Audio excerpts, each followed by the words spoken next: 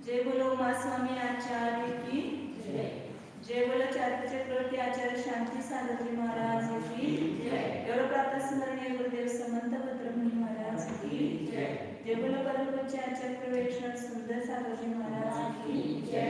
जय बोलो परम पूज्य मुनीश्वर गुरु वासव सिंधु आचार्य सुरेश सागरजी महाराज की जय। जय बोलो परम पूज्य सुरेश सागरजी महाराज की जय।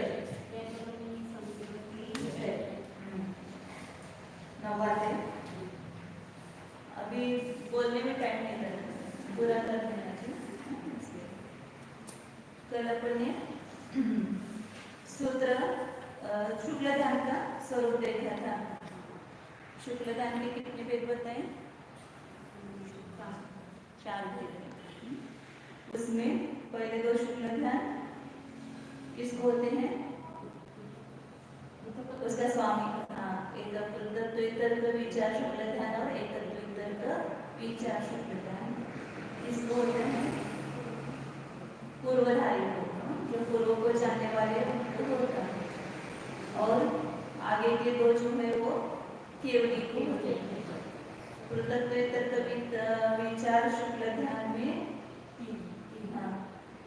विचार का अर्थ कहते हैं योग, अर्थ व्यंजन और योग संक्रांति बदल होना, एक अर्थ से दूसरे अर्थ को विचार करना, जानने लगना, और एक योग से दूसरे योग पर जाना, एक शब्द का अवलंबन छोड़ करके दूसरे शब्द का अवलंबन लेना इत्यादि जो है अबुद्धिपूर्वक वहाँ पर संक्रांति होती है, बदल होता है उस पहले ध्यान में। और दूसरे ध्यान में वह संक्रांति नहीं होती है, इसलिए उसको अविचार ध्यान कहते हैं। एकत्व एक ही विषय पर रहता है, एक ही योग में होता है और एक ही शब्दों का अवलंबन रहता है, उसमें बदल नहीं होता है। उसको एकत्व वितर्क विचार अविचार शुक्ल ध्यान कहते हैं। और दोनों भी ध्यान शुद्ध ध्यान में होते हैं, इसलिए उसको वितर्क स्थित कहा है। वितर्क का अर्थ क्या है? शुद्ध वितर्क है। इस प्रकार 4 शुक्ल ध्यान बताए। तीसरा और चौथा शुक्ल ध्यान केवली को होता है। 13वें गुण स्थान में सूक्ष्म क्रिया प्रतिपाती ध्यान है और 14वें गुण स्थान में विप्रतिव क्रिया निवर्ती ध्यान है। और इन सबका फल कर्म की निर्जरा होने से इसको ध्यान करना है। अब आगे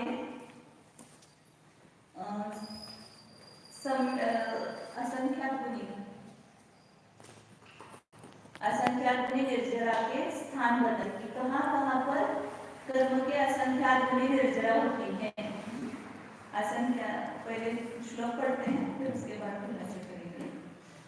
सम्यक दृष्टि श्रावक विरतानंत वियोजक, सम्यक दृष्टि श्रावक विरतानंत वियोजक, दर्शन मोह क्षप कोप शम कोप, दर्शन मोह क्षप कोप शम कोप, शांत मोह क्षप क्षीण मोह जिनाः, शांत मोह क्षीण मोह जिनाः, क्रमशः संख्ये गुण निर्जराः, क्रमशः संख्ये गुण निर्जराः, सम्यक दृष्टि श्रावक विरतानंत वियोजक, दर्शन मोह क्षप कोप शम कोप, शांत मोह क्षप क्षीण मोह जिनाः, क्रमशः संख्ये गुण निर्जराः। निर्जरा के 11 स्थान बताए हैं। इसमें 10 गिनाए हैं, 10 में ही और 11 हो जाते हैं, देते हैं। तो पहला स्थान बताए। और पहले असंख्यात गुणी निर्जरा का अर्थ क्या है कि अभी वर्तमान में अपन देखते हैं कभी किसी भी जीव को एक समय प्रबंधक का ही उदय आता है, एक समय प्रबंधक का बंद होता है और 1.5 गुण हानि गुणी समय प्रबंधक क्रम सत्तावी द्रव्य रहता है, कितने कर्म रहता है, ये नियम है। लेकिन जब परिणामों की विशुद्धि के निमित्त से जो समय दर्शनादि गुणों की प्राप्ति होती है तीन करण परिणाम पूर्वक, उस समय एक अंतर्मुहूर्त आयाम में द्रव्य जो है पहले कैसे चैतन्य क्रम से था, वो उतनी आयाम में द्रव्य, द्रव्य मतलब कर्म परमाणु, ये सब कहने का सब भाषा है। द्रव्य का कर्म परमाणु के नाम। तो निषेध रचना कैसी होती है? चैतन्य क्रम से होती है, लेकिन वहां पर उस परिणामों की विशुद्धि के निमित्त से अपकर्षण करके ऊपर से एक अंतर्मुहूर्त आयाम में असंख्यात गुना द्रव्य दे करके देता है, ऐसा ऑटोमेटिक होता है। तो उतने अंतर्मुहूर्त काल का क्या होगा? प्रत्येक पहले समय में जितने कर्म परमाणु उदय में आए, उससे दूसरे समय में कितने आएंगे? असंख्यात गुने, क्योंकि असंख्यात गुणित रूप से उसको दिया है। तो असंख्यात गुना असंख्यात गुना असंख्यात गुना क्या होगा? उदय होगा। तो अंतर्मुहूर्त काल तक वो असंख्यात गुना उदय आता रहेगा, तो उसको कहते हैं असंख्यात गुणी निर्जरा। जब भी करण परिणाम होते हैं, जीव के परिणामों की शुद्धि हो करती है, तो वहां पर एक गुणश्रेणी निर्जरा होती है। ऐसे कितने स्थान है, कहाँ कहाँ पर यह असंख्यात गुण निर्जरा होती है? थोड़ा सा दिखाते हैं।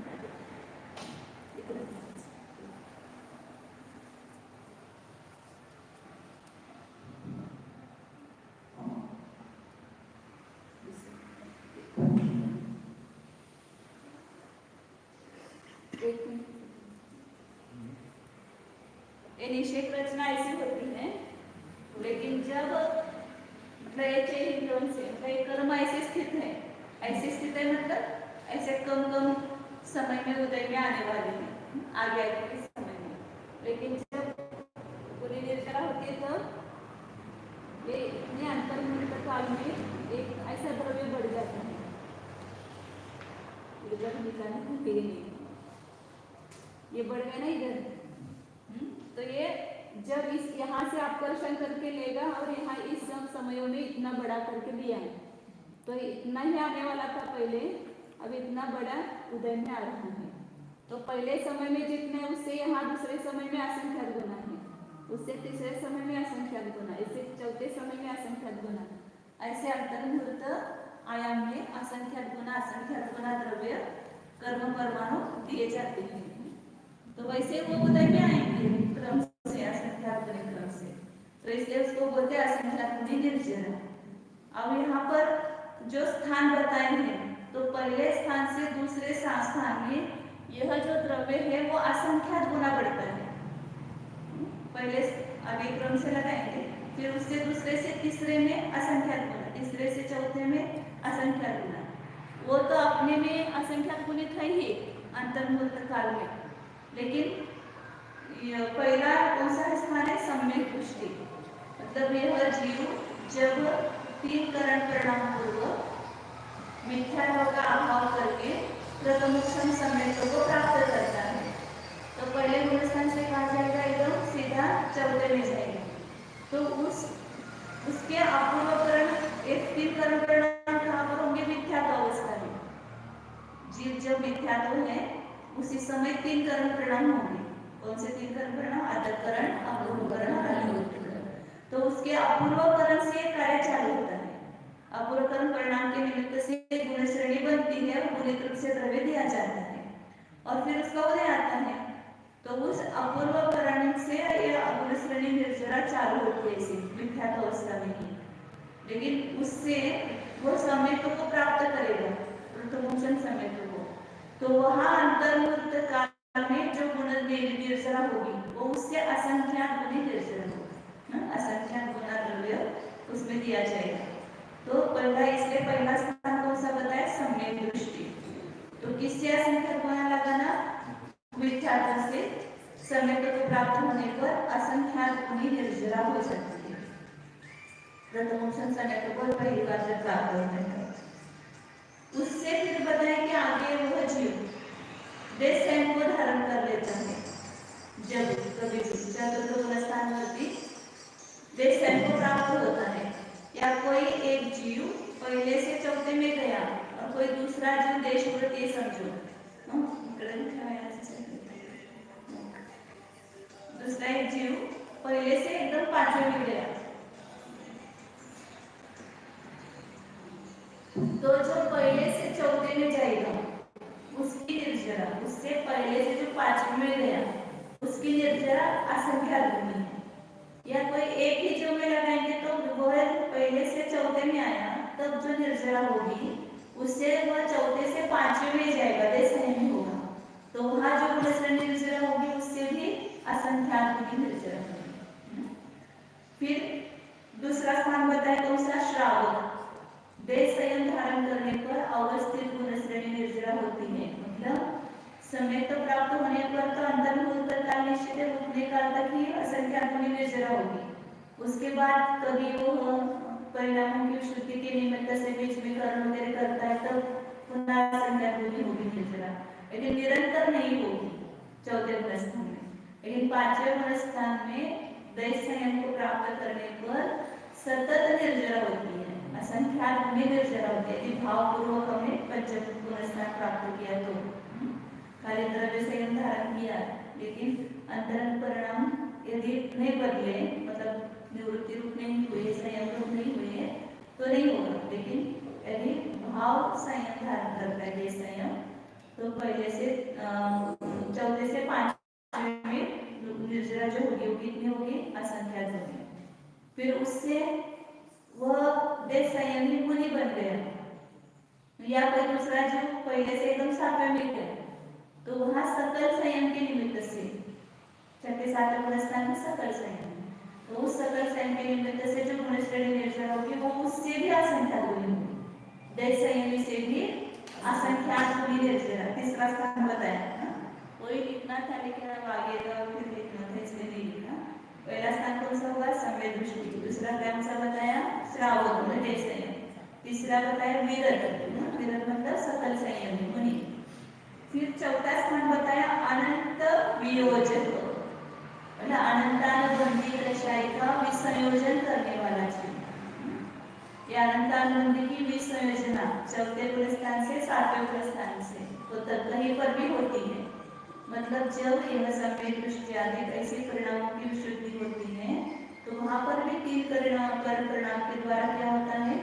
अनंतानुबंधी का पूरा द्रव्य अप्रत्याख्यान प्रत्याख्यान संजोलन रूप हो जाता है और अनंतानुबंधी का सत्ता में से ही अभाव हो जाता है। उसका नाम क्या है? विसंयोजना, उसको बोलते हैं विसंयोजना। तो ये चौथे से सातवें तक कहीं पर भी हो सकती है, और उस विसंयोजना के काल में जो गुणश्रेणी निर्जरा होगी अंतर्मुहूर्त काल तक, वो तो अंतर्मुहूर्त ही होगा उसका काल, तो वहां पर जो निर्जरा होगी वो सकल संयम से भी ज्यादा है।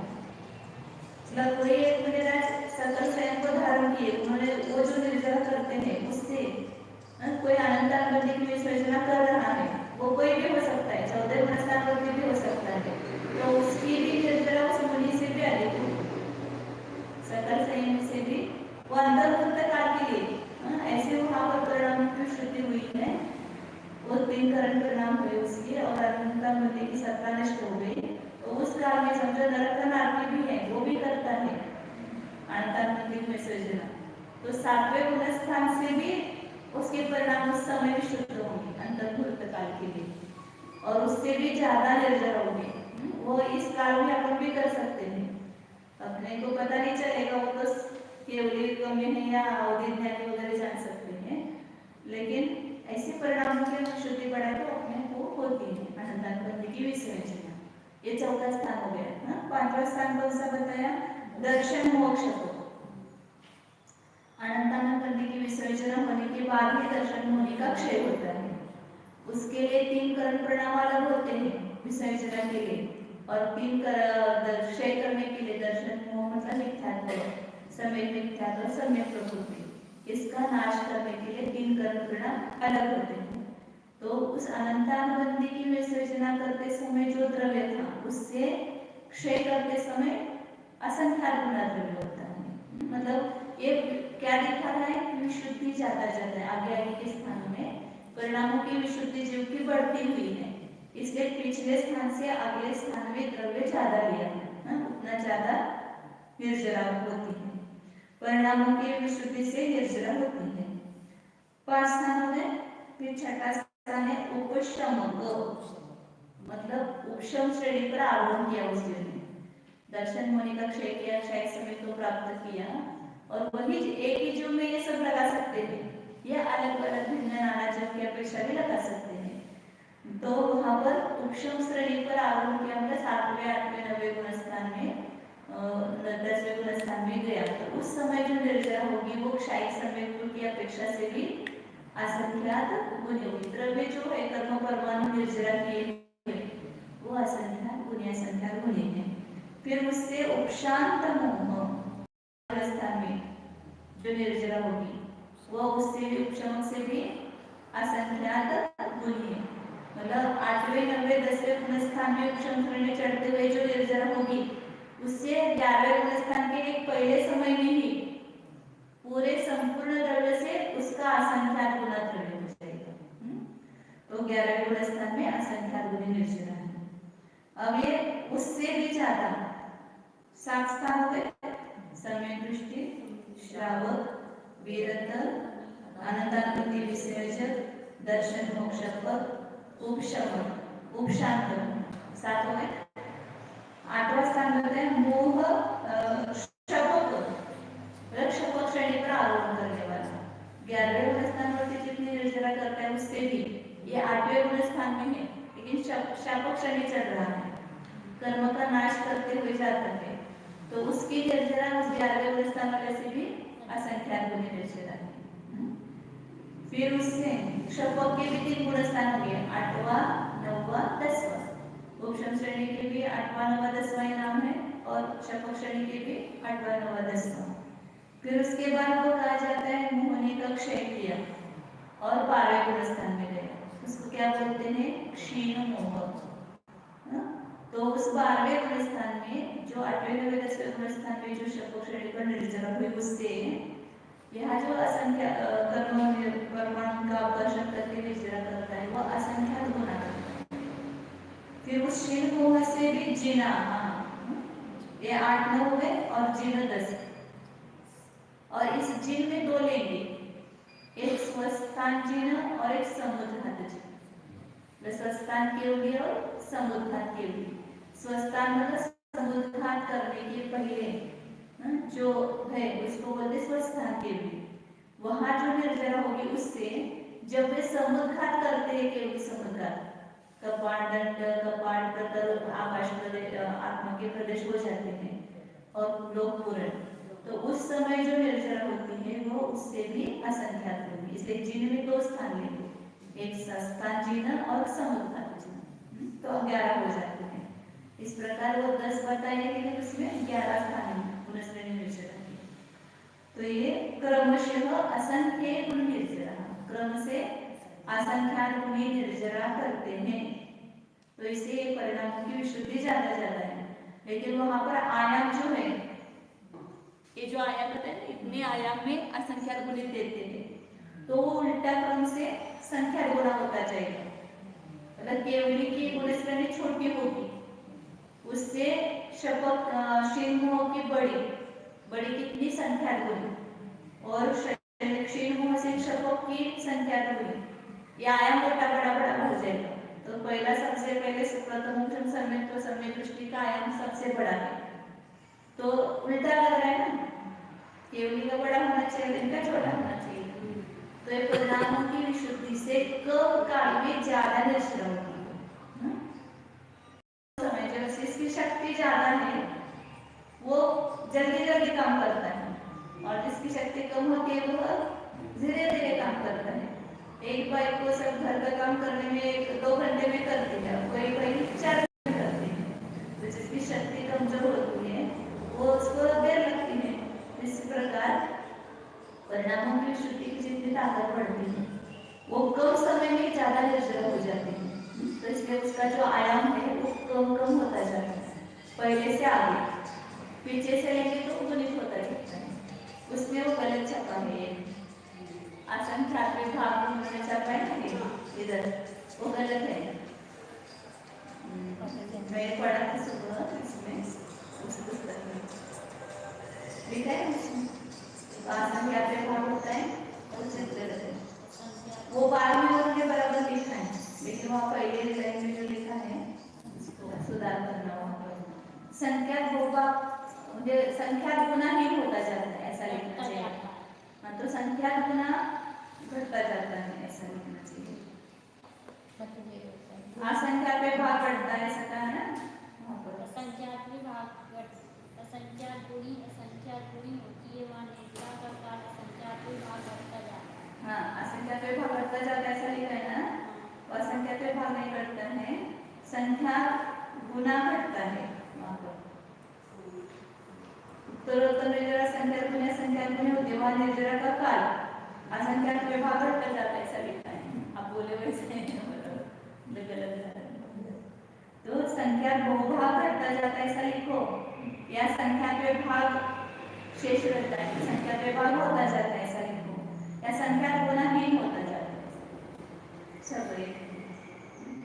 आगे उन्होंने खुलासा करते समय बराबर किया है। वैसे जिनेंद्र भगवान की निर्जरा का काल सबसे कम है, उससे संख्या गुना का शेष दशाएं का है, ये बराबर है। लेकिन ऊपर जो असंख्या पे भाग घटता जाता है, उससे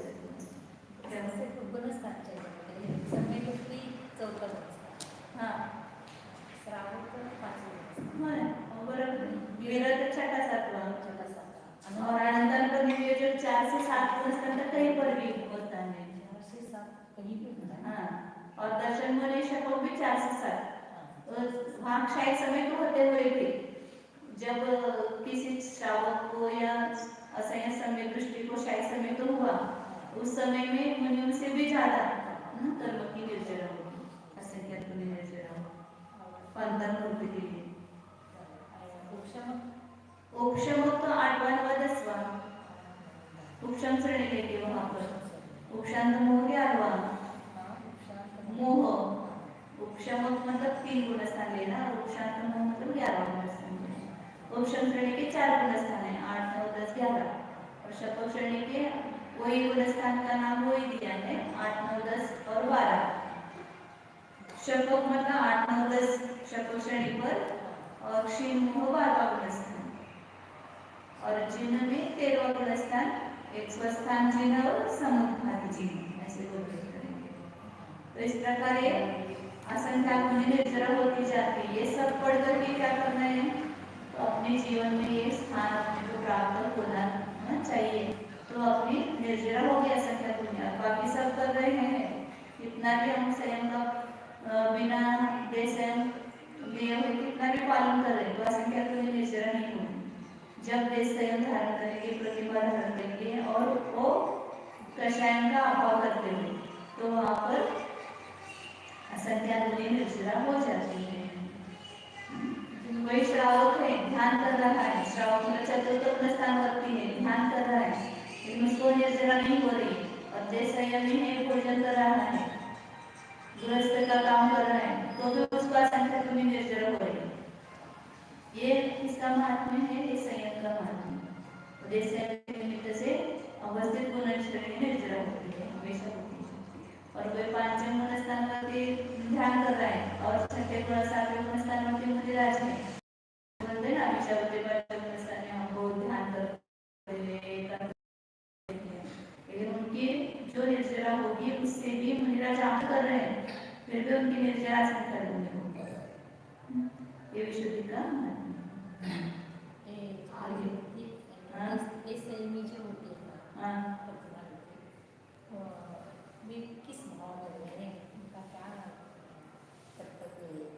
सम्यक तो सही होना चाहिए ना। एक तो जो स्वपर भेद विज्ञान पूर्वक निश्चय सम्यक तो है, अपने आत्मा को जानते हुए वो सम्यक तो होना चाहिए और उसके साथ द्रव्य व्रत धारण किए हैं और उसके परिणामों में भी त्रसजीव और स्थावर जीव की हिंसा का परिणाम नहीं है।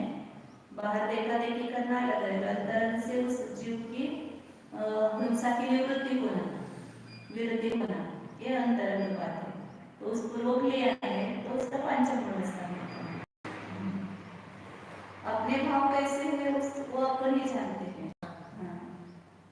आगे अब यहाँ पर 90 गुण स्थान में अपने संवर निर्जरा का सब देखा, उसमें मुनिराजों की मुख्यता से सवर्णन किया, संवर और निर्जरा के उपाय बताए हैं। तो ये मुनिराज कितने प्रकार के होते हैं, एक समान ही है क्या सब? ये समय दर्शना का ये असंख्यात गुणी निर्जरा का कारण परस्पर ऐसा कहा। तो ये निर्बंध होते हैं वे सब समान है कि उनमें भी कुछ परस्पर में भेद है। सब मुनि समान है, छठे सातवें और उसमें भी अनेक प्रकार है, तो सबकी समान विशुद्धि है क्या? अलग अलग है। तो वो मुनियों के भेद यहाँ पर बता रहे हैं। नैगमादि नय की अपेक्षा वे सभी निर्ग्रंथ है, लेकिन सबको समांतर नहीं है। अब वो बताया है पुलाक बकुश कुशील निर्ग्रंथ स्नातका निर्ग्रंथाः पुलाक बकुश कुशील निर्ग्रंथ स्नातका निर्ग्रंथाः पुलाक बकुश कुशील निर्ग्रंथ स्नातका स्नातका स्नातका पुलाक बकुश कुशील निर्ग्रंथ स्नातका निर्ग्रंथः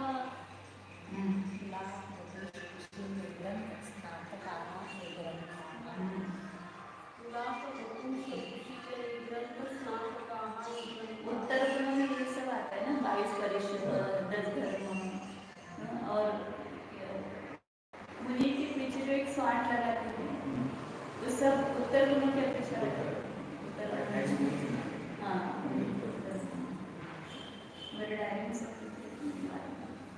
चला। तो ये 5 भेद बताए। पुलाक पहला कौन सा है?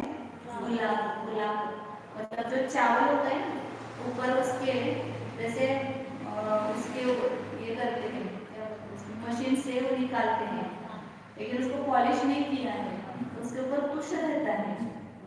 जो तुष सहित चावल होता है उसको पुलाक बोलते हैं। तो जिनके व्रतों में इस प्रकार की अशुद्धि रहती है तो पुलाक उसको पुलाक कहते हैं। पुआल सहित, पुआल बोलते हैं उसको, पुआल सहित चावल। तो उस चावल में कुछ तुष और कुछ लालिमा आदि लगी रहती है। ते साडी फोडल्यानंतर उसके ऊपर चावल के ऊपर तुष रहता है और कुछ लालिमा रहती है। ऐसे चावल खाते ना वो पॉलिश बिना किए, तो ऐसे रहते हैं। तो उस मलिन चावल के समान जिनका आचरण होता है, मतलब जो मुनि तो है लेकिन उत्तर गुणों की भावना से अधिक है, मतलब उत्तर गुणों में उत्तर गुण उनके नहीं पले जाते हैं और महाव्रत में मूल गुणों में भी कभी कभी कहीं पर दोष लगता है, उसको पुलाक मुनि कहते हैं। मुनियों के ये सब आगे बताएं कि भावली के मुनि के भेद है, ये विद्या दृष्टि मुनि के या त्रैलोक्य के मुनि के भेद नहीं है। आगे 8 बातें बताएंगे उसमें खुलासा होगा। लेकिन ऐसे कहीं कहीं अपन देखते हैं कि किसी व्रतों में परिपूर्णता नहीं है तो वो पुलाक मुनि कहलाते हैं। मुरझाए हुए खाने के समान ऐसा भी है अशुद्ध पुलाक। दूसरा भेद बताया निर्गंध, नहीं बकुश निर्गंध, सब निर्गंध है 5 के। पुलाक निर्गंध, दूसरा है बकुश। तो ये बकुश किसको कहते हैं कि जो निर्गंध है लेकिन अंतरंग परिग्रह बहिरंग परिग्रह से रहित है, महाव्रतों का निर्दोष पालन करते हैं, लेकिन कहीं उपकरण में या शरीर में उनकी आसक्ति रहती है। इसलिए उसके 2 भेद थे, उपकरण बकुश और शरीर बकुश। मतलब अपने पीछे को सजाने में, कमंडल को साफ रखने में, सुंदर रखने में, उसमें उस उपकरणों में आ सकता है। शरीर शास्त्र है, इसको सजाना, इसको कवर वगैरह चढ़ाना, इसको अच्छी तरह से रखना, तो ये सब उपकरणों में जिनकी आसक्ति होती है उसको उपकरण बकुश कहते हैं। और जो शरीर संस्कार करते हैं, शरीर को स्वच्छ रखना, तेल वगैरह लगाना, ऐसा शरीर के प्रति आसक्त रहते हैं, तो उसको परिवारों से भी घिरे रहते हैं, व्रतों का पालन करते लेकिन शरीर और उपकरणों की शोभा बढ़ाने में लगे रहते हैं, परिवार से घिरे रहते हैं, परिवार के लोगों के साथ संबंध रखना वगैरह, और विविध प्रकार के मोह से युक्त है, इसलिए इनको बकुश मुनि कहते हैं। ऐसे अपन में देखते हैं सब हमें व्यवहार में, किसी को किसी में कोई पुलाव में आता है, कोई बकुश में आता है। तो बकुश का अर्थ होता है शबल। शबल मतलब चित्र विचित्र, जो ऐसा कलर होता है ना, चित्र विचित्र, तो उसका वो पर्यायवाची है बकुश शब्द। तो जिनका आचरण जो है इस प्रकार, जैसे सफेद पर धब्बे लग जाते हैं, इस प्रकार निर्मल इसमें आचरण पर मुनि के आचरण में शरीर और परिवारजनों के मोह के कारण इस प्रकार दोष लगते हैं, उसको बकुश मुनि निर्ग्रंथ कहते हैं। मतलब पहले पुलाव में क्या है, महाव्रतों में विराधना है, महाव्रतों की परिपूर्णता नहीं है, कुछ एकाध कम है। जैसे अभी बहुत सारे उपकरण वगैरह रखते हैं करते, तो परिग्रह में वगैरह दोष आता है ना, साथ में से परिग्रह थोड़ा बहुत रहता है। तो और बकुश में क्या बताया कि शरीर और उपकरणों में आसक्त रहते हैं, उसके ऊपर संस्कार रखते हैं, परिवारजनों से मोह रखते हैं, तो वे बकुश नामक मुनि हैं। तीसरा बताया कुशील। कुशील भी दो प्रकार के हैं, प्रतिसेवना कुशील और कषाय कुशील। ये बाकी का दूसरा आगे सूत्र आने वाला है, पहले ये नाम इनका जो स्वरूप है वो बता रहे हैं, इधर लिखे ना। ऐसे 5 है, वो 2 अलग अलग केवल, तीसरा चौथा एक में लेंगे। कुशील, कुशील में 2 भेद है, प्रतिसेवना कुशील और कषाय कुशील। प्रतिसेवना कुशील में वो भी मूल गुण और उत्तर गुणों का परिपूर्ण पालन करते हैं, लेकिन कभी कभी उत्तर गुणों में विराधना होती है, उत्तर गुणों की विराधना करते हैं, जैसे परिशोजय वगैरह करने में या उत्तम समाधि दश धर्म आदि जो उत्तर गुण बताए हैं उसमें कहीं उनको दोष लगते हैं, तो उनको प्रतिसेवना कुशील कहते हैं। और कषाय कुशील मतलब केवल संज्वलन कषाय के अधीन है, बाकी इनका कोई मतलब महाव्रतों वगैरह उसका व्यवस्थित पालन करते हैं, महाव्रतों का उत्तर मूल गुणों का उत्तर गुणों का उसमें कहीं विराधना नहीं, केवल संज्वलन कषाय के जो अधीन है उन मुनिराजों को कषाय कुशील कहते हैं। तो शास्त्र में ज्यादातर वर्णन आता है उत्कृष्ट रूप से, ये कषाय कुशील मुनियों की अपेक्षा से वो वर्णन आता है, और उसमें ही जो दोष वगैरह लगते हैं उसकी अपेक्षा से वो पुलाव और बकुश में आ जाएंगे।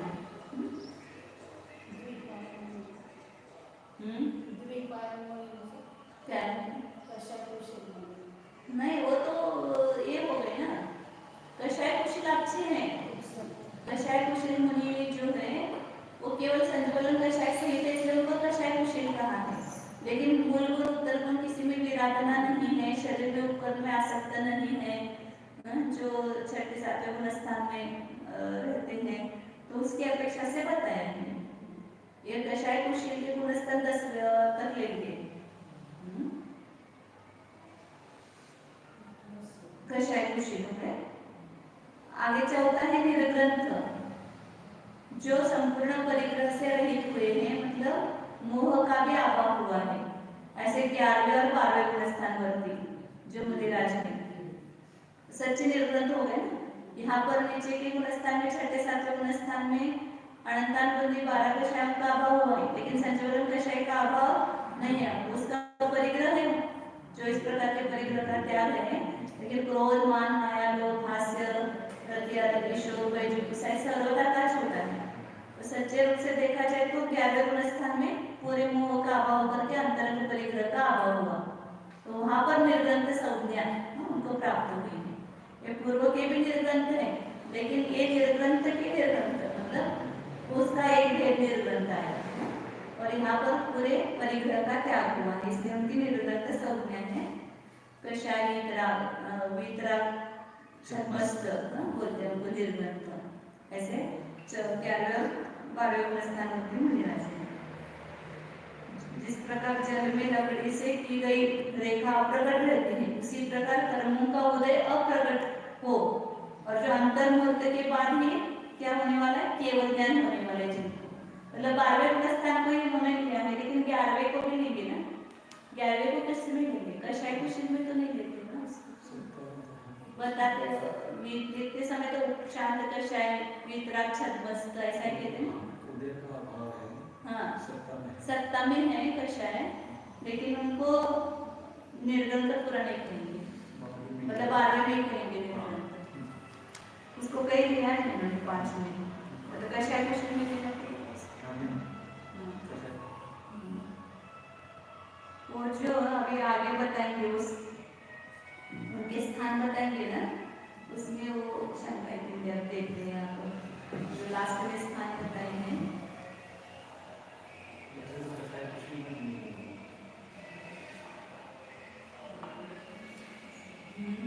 ये तो 11 अवस्था की बताएंगे, तो मुझे शंका है कि इसको भी पढ़ते हो एक वक्त, अभी आगे देखेंगे उसको। तो इसका अलग से उन्होंने नाम ही नहीं दिया 11वें स्थान का, तो उसको कषाय का उदय नहीं है, कषाय की सत्ता है, ऐसा अलग से लेना पड़ेगा। कषाय का उदय का नहीं है तो उसको निर्ग्रंथ भी कर सकते हैं, और वैसे कषाय का उदय है ही नहीं, लेकिन वो 12वें स्थान से थोड़ा कथनचित भिन्न होगा, वो शांत कषाय क्षीण कषाय निर्ग्रंथ 12वें स्थान में निर्ग्रंथ उदत दंड राज्य अनभिव्यक्त उदय करना। लंतर मुहूर्त के बाद जिनको केवल ज्ञान और केवल दर्शन प्राप्त होगा वो निर्ग्रंथ है।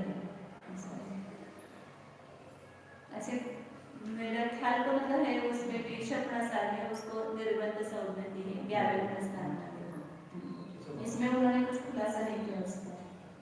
फिर 5वां है स्नातक। स्नातक कौन है? 13वें स्थान पर जो केवली है, वे भी मुनि है अभी, लेकिन उनको कौन से निर्ग्रंथ करेंगे? स्नातक निर्ग्रंथ, मतलब 4 हाथी कर्मों का जिन्होंने नाश कर दिया है और केवल ज्ञान को प्राप्त कर लिया है, ऐसे केवली जो है वो स्नातक है।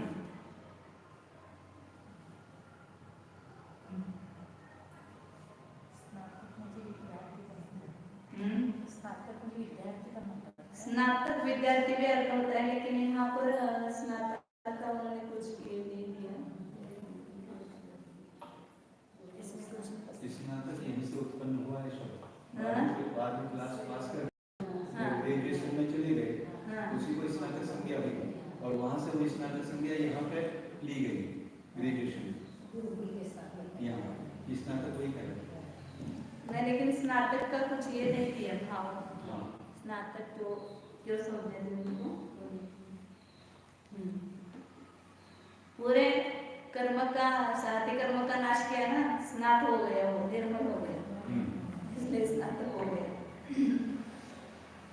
स्नात हो जाता है ना, स्नात मतलब नहाया हुआ, तो पूरे कर्मों का नाश होकर के वो शुद्ध हो गया ना, निर्मल हो गया, इसलिए लगाकर भूतकाल कर दिया। हाँ स्नात हो गया, स्नान कर गए, तो स्नातक निर्ग्रंथ कहलाते हैं। तो इस प्रकार मुनियों के 5 भेद बताए हैं। गुलाब बकुश खुशी, इनके सबका वर्णन निर्ग्रंथ होते हुए भी 5 की निर्ग्रंथ संज्ञा है, लेकिन इनका 8 बातों के द्वारा वर्णन आगे के सूत्र में कर रहे हैं, मतलब उससे अपने को पता चलता है कि किसका कैसा लेवल है ना, कौन कैसा है, उसका देखते हैं बात।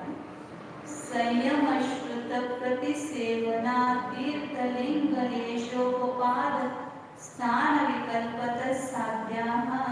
संयम श्रुत प्रतिसेवना तीर्थलिंग लेशोपपाद स्थान विकल्पत साध्याः।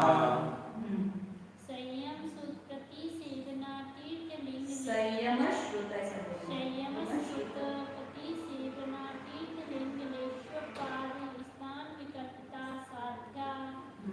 संयम श्रुत प्रतिसेवना तीर्थलिंग लेशोपपाद स्थान विकल्पतर साध्या। संयम श्रुत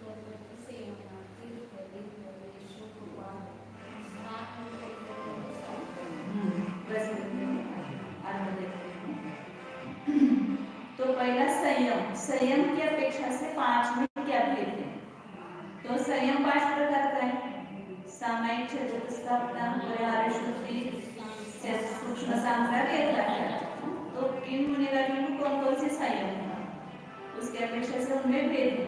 तो पहला पुलाक, बकुश और कुशील में 2 भेद कहते हैं, प्रतिसेवना कुशील और कषाय कुशील.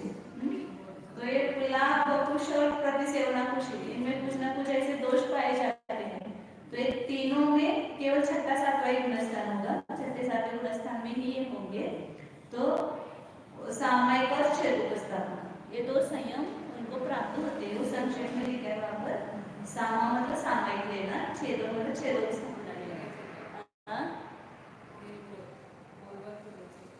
हाँ, ते दिसते बोर्ड लिखा है. पहला सामायिक जो पुलाक, बकुश है वो उनके संयम की अपेक्षा से 2 संयम है, सामायिक और छेदोपस्थापना. कषाय कुशील जो है उनके 4 संयम है, मतलब उनके गुणस्थान 6 से लेकर 10वें तक. 6 मतलब सामायिक है, छेदोपस्थापना है, परिहार, विशुद्धि है और सूक्ष्म सांद्रता. ऐसे 4 संयम पाए जाते हैं उनके क्रम से.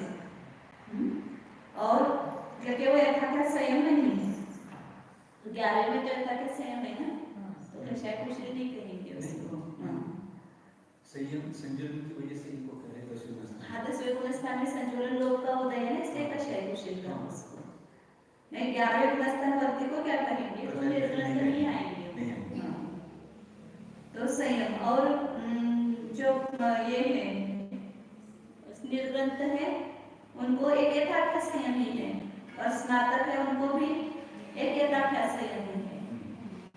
दोनों को एक यथार्थ संयम. इस प्रकार इनके संयम की अपेक्षा से भेद दिखाया है. निर्गंथ को यथार्थ संयम रहता है. 5 संयम में देख रहे हैं ना, गुणस्थान में देख रहे हैं. ये संयम कौन कौन सा है, तो निर्गंथ का यथार्थ एक ही संयम है, क्योंकि 11वें 12वें गुणस्थान में निर्गंथ बताया ना, तो उनको यथार्थ संयम ही पाया जाता है. आगे दूसरा भेद बता रहे श्रुत की अपेक्षा से. श्रुत मतलब श्रुत ज्ञान किनको कितना होता है. उत्कृष्ट रूप से पुलाक, बकुश और कुशील, इन तीनों को अभिन्न पूर्वधर मतलब 10 पूर्व के धारी होते हैं. 10 पूर्व के धारी होके भी दोष लगता है. हाँ, वो ज्ञान का है ना, और संयम है. उत्कृष्ट से अब इस पंचकाल में देखते हैं ना, ज्यादातर मतलब गुणों की भी विराधना हो रही है, और वो कुछ इसमें ज्यादा पाए जाते हैं. तो उत्कृष्ट से पुलाक, बकुश, कुशील, ये कुशील में जो प्रतिसेवना कुशील है ना, इन तीनों को 10 पूर्व तक का ज्ञान हो सकता है. और कषाय कुशील है वे 14 पूर्व के धारी हो सकते हैं. होंगे ही नियम से ऐसा नहीं है. 14 पूर्वधार उत्कृष्ट रूप से रहेंगे, इसको उत्कृष्ट कहते हैं. जगह का भी ज्ञान हो सकता है, शोषण कम भी हो सकता है. और वही बताया जगह रूप से 8 प्रवर्तमात्मिका का ज्ञान होता है. 5 समिति और 3 गुप्तियों ज्ञाता होती है. और निर्ग्रंथ जो है वो भी 14 पूर्वज होते हैं. और स्नातक उनको केवल ज्ञान होता है, उनको शुद्ध ज्ञान है ही नहीं है, केवल ज्ञान ही होते हैं. इस प्रकार शुद्ध की अपेक्षा से 5 में भेद बताया. तो किसी को 10 पूर्व वगैरह नहीं. हाँ, इस काल में तो किसी को 10 पूर्व. इस काल में नहीं ना, अभी 2 बताया ना, घर से आचार्य तक था. कुंदाचार्य को भी कुछ अंगों के कुछ अंशों का ज्ञान था, पूरा नहीं था. तो उसके बाद तो लोग नहीं हो गए. दर्शनाचार्य को इसमें भय लगा ना कि मुझे जितना आता है उतना भी आगे नहीं रहेगा, तो उन्होंने वो सुरक्षित रखने के लिए पुष्पदंत भूतबली को सिखाया. उसमें से उनको जितना आता था वो पूरा थोड़ी सीखा पाते, उसमें से भी थोड़ा सीखा. उन्होंने भी लिखा, उनको जो आता था उसमें से थोड़ा लिखा, और उसमें से भी हम जानते हैं थोड़ा. आगे तीसरी है प्रतिसेवना. संयम का अर्थ संयम हो गया, 5 संयम, और श्रुतम का शुद्ध ज्ञान. प्रतिसेवना का अर्थ है विराधना, या प्रतिसेवना लेना. तो प्रति विराधना की अपेक्षा से इनमें क्या भेद है? तो उसमें पुलाक मुनि जो है उनके 5 महाव्रतों में और रात्रि भोजन त्याग के 6ठा व्रत है, उसमें दोष लगते हैं। विराधना होती है दूसरे के दबाव से या मोहवश, कोई भक्त आया दर्शन करने के लिए, थोड़ा सा रात अंधेरा हो गया है, जब इसको खाना खिलाओ,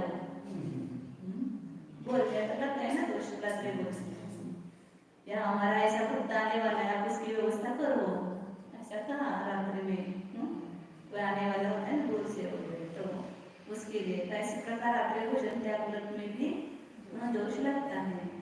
मुझे समझ में नहीं आता आपने कैसे कैसे, अभी कोई प्रवास कर रहा है तो हम गाड़ी से जाओ, हमने कहा तो अपने व्रत में दोष लग गया, ऐसे व्रत दोष लगते थे।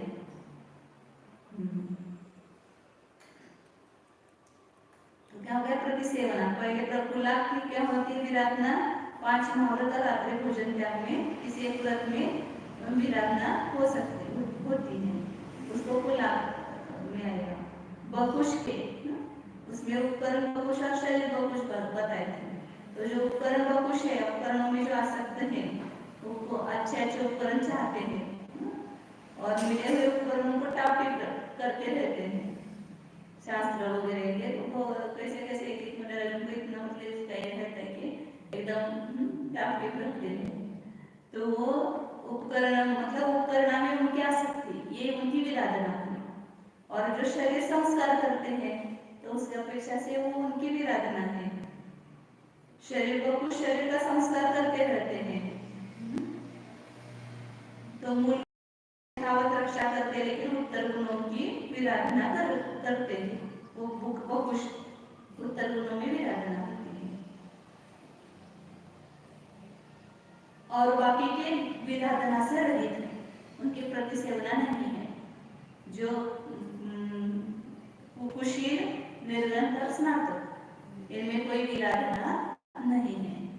और पुलाक और कुश में ही ये विराधना होती है, प्रतिसेवना होती है। आगे तीर्थ, किस तीर्थंकर के काल में होते हैं 5 निर्ग्रंथ? तो सभी तीर्थंकर के काल में ये 5 निर्ग्रंथ होते हैं तीर्थ काल में। और फिर आगे लिंग, लिंग वो लिखा है इसमें क्योंकि इसमें कुछ विशेषता इसलिए नहीं लिखा, उतना आएगा नहीं इसलिए। तीर्थ और लिंग, तीर्थ में सभी तीर्थंकरों के काल में सभी होते हैं, सभी प्रकार के महाराज। ऐसे पंचम काल में हो रहे ऐसा नहीं, चतुर्थ काल में भी जब तीर्थंकर थे उनके काल में भी ये कुलाक कुश वगैरह मुनि होते थे।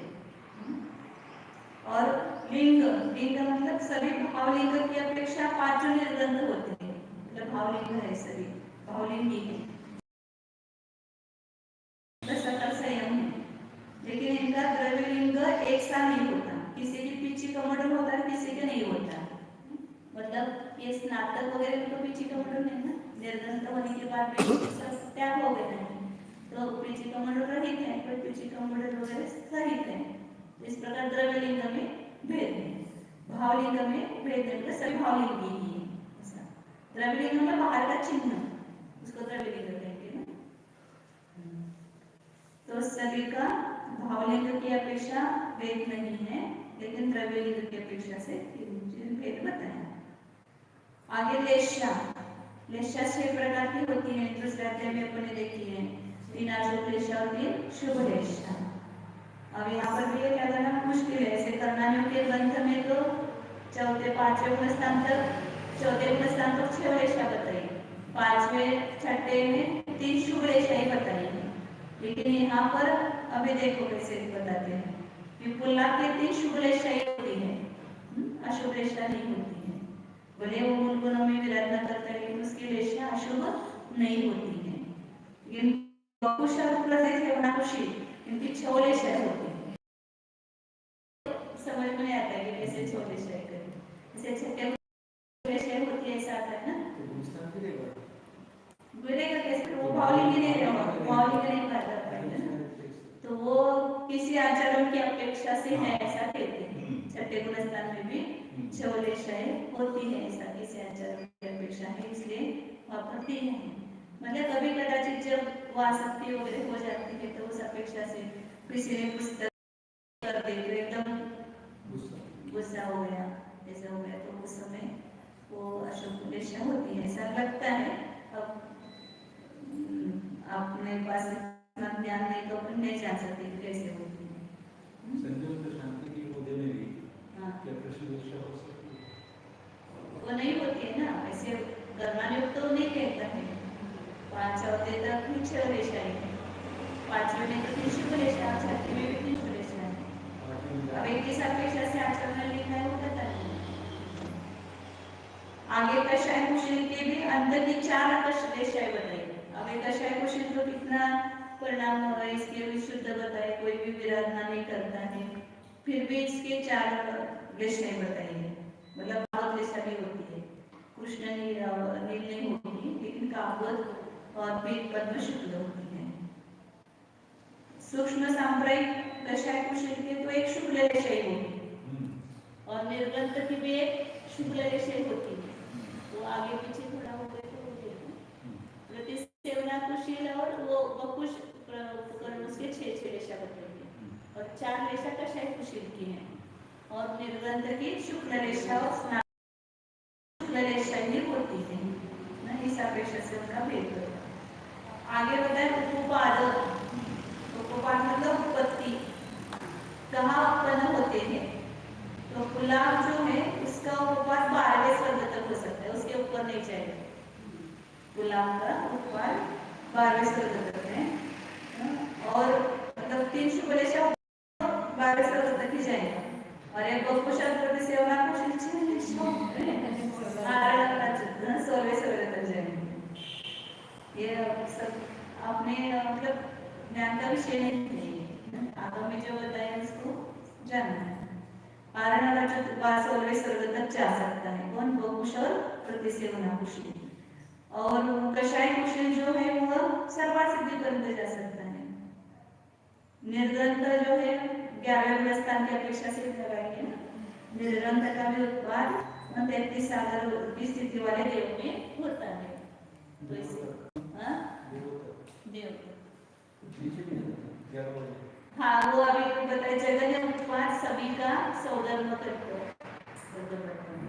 जगन्य उत्पाद उत्कृष्ट उत्पाद बताइए 12वां स्वर्ग 16वां स्वर्ग सर्वार्थ सिद्धि और सभी का चारों का भी निर्गंत भी वो सौधर्म और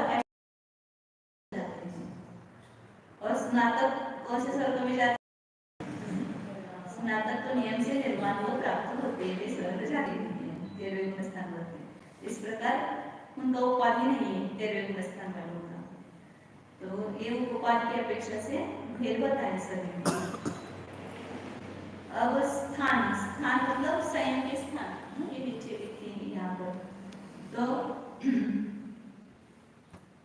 संयम के असंख्यात लोक प्रमाण स्थान है, उसमें सबसे विशुद्धि की अपेक्षा ही स्थान करेंगे संयम के, तो सबसे कम विशुद्धि अपन अभी लिखते हैं पुलाव की है, तो स्टार्ट यहाँ संयम के स्थान स्टार्ट हो गए, तो पहला जो जगह स्थान होगा उसको होगा पुलाव के और कषाय कुशील की। कषाय कुशील मतलब यहाँ पर वो कषायों की अपेक्षा से वह पुलाव समान विशुद्धि वाला भी होता है और उससे अच्छी विशुद्धि वाला भी होता है। मतलब पुलाव विराधना करते हुए भी कषाय कुशील की समान विशुद्धि हो सकती है। ये विराधना नहीं कर रहा है लेकिन उनकी जो परिणाम की विशुद्धि है वो पुलाव के उन दोनों की समान है। ये पट्टी वगैरह ये नहीं देना, तो यहाँ पर ये दिखाने की कोशिश करते हैं। तो यहाँ पर ये जगह स्थान बताए ना, शुरुआत का संयम का, वो किसको होता है पुलाव और कषाय कुशील। तो ऐसे असंख्यात लोक प्रमाण स्थान दोनों के होते हैं जो संयम लब्धि के पहले स्टार्ट में जो स्थान है वे। फिर उसके बाद बीच में स्थान आता है पुलाव की, वहां तक ही विशुद्धि होगी, उसके आगे उसकी विशुद्धि नहीं होगी, इस स्थान तक वो जा सकता है। ये असंख्यात लोक प्रमाण स्थान है। लेकिन कषाय कुशील के आगे भी स्थान है, तो कुछ स्थान आगे जाते हुए केवल कषाय कुशील के होंगे, वो पुलाव के नहीं होंगे। अब और प्रतिसेवनाकुशील जो है उनकी जो परिणामों की विशुद्धि है वो यहाँ से स्टार्ट होती है। ये पहले स्थान उनको नहीं होंगे, उससे ज्यादा विशुद्धि वाला स्थान ये उनको कुश और प्रतिसेवनाकुशील को होगा। मतलब इनके परिणामों की अपेक्षा ये सब समझ में नहीं आता कि 6 विषय इनको बता रहे हैं और इनकी विशुद्धि ज्यादा है वो प्रतिसेवनाकुशील की। फिर आगे से असंख्या स्थान जाएंगे तो उसके बाद बकुश छूट जाता है, मतलब बकुश के वहां तक ही विशुद्धि होगी, उसके आगे नहीं होगी, इसके पहले की भी नहीं होगी, मध्य विशुद्धि है। फिर आगे कषाय कुशील के तो सब आगे भी है, अभी कषाय कुशील का सेवट नहीं आया है, जगह से लेकर कषाय कुशील चल रहा है, तो बीच के सब स्थान उसके लिए होंगे कषाय कुशील के। फिर उसके बाद बकुश छूट गया, प्रतिसेवनाकुशील और कषाय कुशील चलेंगे। फिर आगे असंख्या स्थान जाने पर वहां प्रतिसेवनाकुशील का उत्कृष्ट स्थान आ जाएगा, मतलब वहां तक कि उसकी प्रतिसेवनाकुशील के स्थान ज्यादा है, यहाँ से लेकर वहां तक होंगे और बकुश बीच में छूट गया। फिर उसके बाद जो स्थान है 8वां 9वां गुण स्थान के जो उत्कृष्ट विशुद्धि के स्थान है या श्रेणी आरोहण करते समय वे सब कषाय कुशील को होंगे। तो इसलिए आगे वो केवल कषाय कुशील के स्थान है असंख्यात प्रमाण।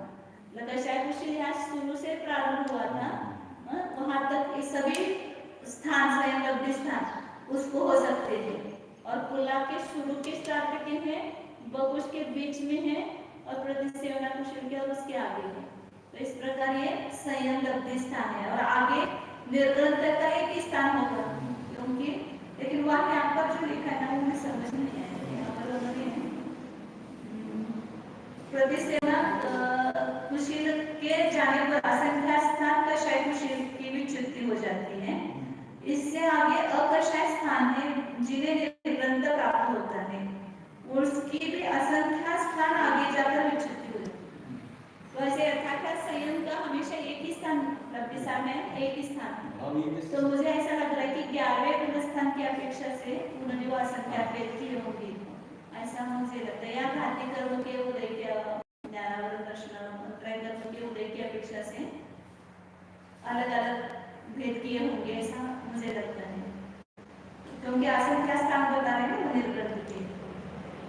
आगे अकषाय स्थान है जिन्हें निर्ग्रंथ प्राप्त होता है, और वे कितने हैं? असंख्या स्थान विच्युति हो जाती है, तो उसके भी असंख्या स्थान लिए वो घाती कर्म के उदय की अपेक्षा से अलग अलग उनके श्रुत ज्ञान वगैरह है या उनके, तो उसकी अपेक्षा से अलग अलग विशुद्धि लिए।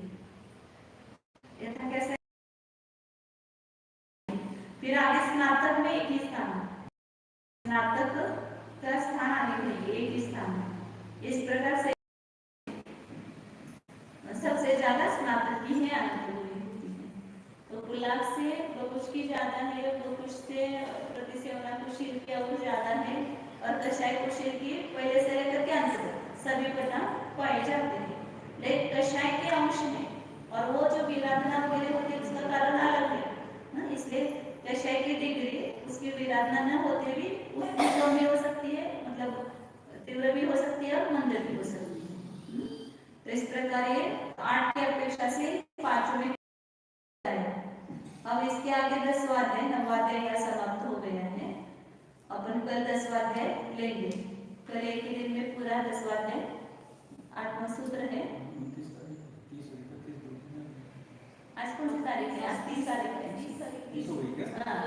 31 तारीख है।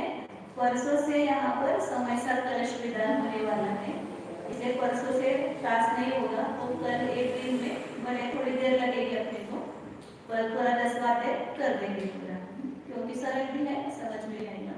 तो हाँ, सूत्र 9 ही है उसमें, और वो जल्दी हो जाएगा। हाँ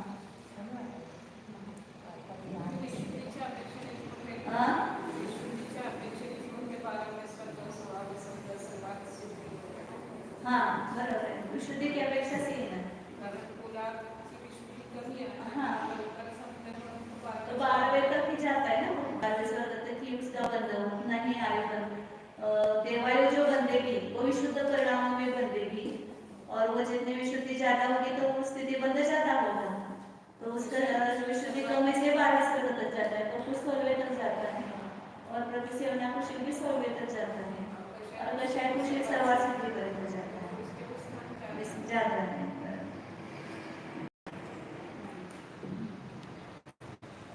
सर्वासिद्धि में 2 है ना, कषाय कुशील और निर्ग्रंथ। निर्ग्रंथ में क्या है? तो इस प्रकार 9वां अध्याय समाप्त हुआ। इसका आप खुद अभ्यास करो, तो समझ में आएगा।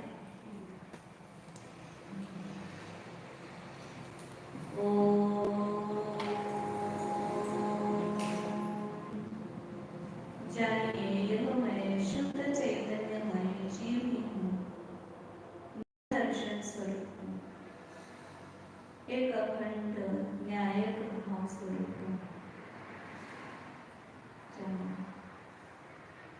मैं स्वयं निर्ग्रंथ स्वरूप हूँ। ग्रंथ मतलब परिग्रह रहित हूँ। बाह्य परिग्रह तो मेरे त्रिगुण स्वरूप में नहीं है। अंतरंग परिग्रह भी मेरे ध्रुव स्वरूप में नहीं है। मिथ्यात्व, क्रोध, मान, माया, लोभ, ये औदैहिक भाव, ये मेरा स्वभाव नहीं है। मैं इनसे भिन्न ही हूँ। हास्यादि 9 कषाय से भी मैं इन सब कषाय 9 कषाय से रहित शुद्ध चैतन्यमय स्वभाव में हूँ। इसलिए मैं निर्ग्रंथ हूँ। अंतरंग निर्ग्रंथता को जानिए। शरीर की नग्नता तो मेरा स्वभाव नहीं है, लेकिन अंतरंग में कषाय रहित होना ये मेरा स्वभाव है। मैं अकषाय स्वरूप हूँ, निर्द्वंद्व निस्संग स्वरूप हूँ। देखिए अपने को निर्ग्रंथ रूप में देखिए। स्वभावी आत्मा संपूर्ण परिग्रह से रहित निर्ग्रंथ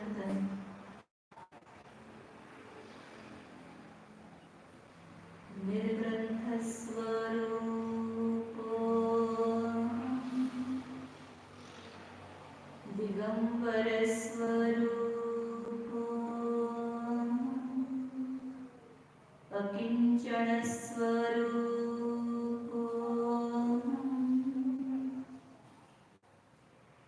शुद्ध एको